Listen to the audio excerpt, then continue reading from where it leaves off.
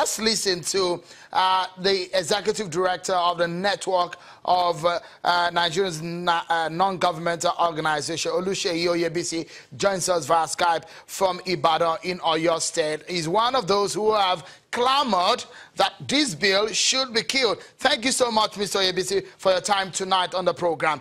But what exactly, it looks so much that the public hearing will take place tomorrow. It looks so much that the lawmakers are not deterred at all by the noise around whether or not this bill should go on.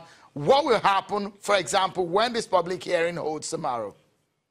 I think for us as civil society organizations, what will happen tomorrow is that we would sit respectfully with members of the House Committee on Civil Society and Development Partners. And we would lay our issues on the table, just as my colleague from Amnesty International has just said. The bill itself infringes on the right of individuals to freely associate and assemble.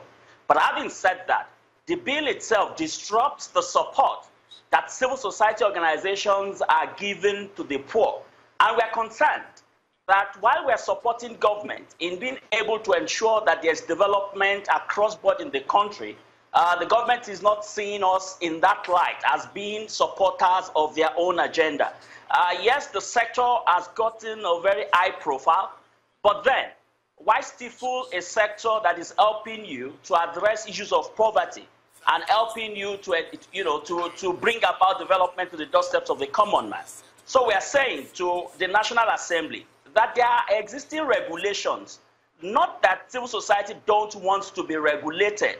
We have 8 regulatory frameworks that regulate the sector already.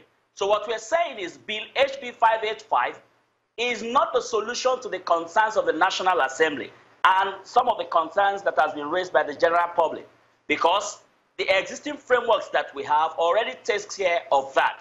So when you look at Bill HB 585, it does not take cognizance of the 8 regulatory frameworks that we already have. And we are saying that strengthening these existing laws don't create another bureaucratic bottleneck for the good work that non-profits are doing all over the country. Oluseyi, just if I may butt in quickly here, this is one of the concerns. Honorable Akpata on Channels Television did say, look, it's important because to regulate the NGOs in Nigeria and the operations, because it has been seen that some of them have used monies that comes to them for terrorism or for money laundering. Don't you think it's important? And because you have monies running to billions of naira going into this sector, shouldn't the government have a hold on what happens with this sector? Why the fear? Anywhere, because the concerns raised by Honorable Patterson has already been taken care of by the Anti-Money Laundering Law of 2011, which sets up the Special Control Unit on Money Laundering. Today in Nigeria, you can't open a bank account as a non-profit without having a SCOMO certificate. And what is SCOMO doing? SCOMO is trying to know where funds are coming from and to be able to ensure that those such funds are not used for terrorism financing or that they are not laundered. So if, for instance, a cash of around $1,000 US, which will be 363,000 naira or thereabout, is given to you, there's a form you have to fill and send to SCOMO. But the money comes through a bank account. There's a process where the bank, if the bank thinks it is suspicious, it can flag it and send it to the Nigerian Financial Intelligence Unit, which then sets up appropriate machineries to verify the source of that money. So all of these things, that is what we're saying, that the laws are already there.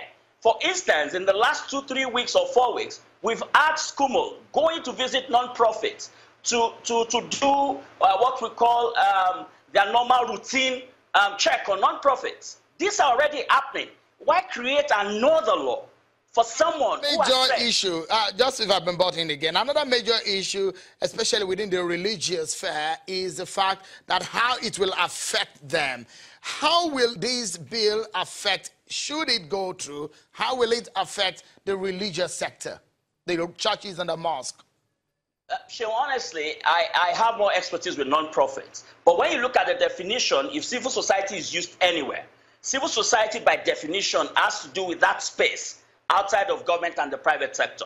And when you look at the institutions that make up civil society, you're looking at non-profits, you're looking at churches, mosques, political parties, the media, and you're also looking at the academics, you're looking at associations. So with such a bill, there is an implication for civil society in terms of also religion also. If religion, such as mosques and churches, they not need to pay attention to this, because anybody can come under the guise of this law to attack religion. But for my own work, I'm more particular about non-profits because that's where I have expertise, and that is the sector I am defending at this time.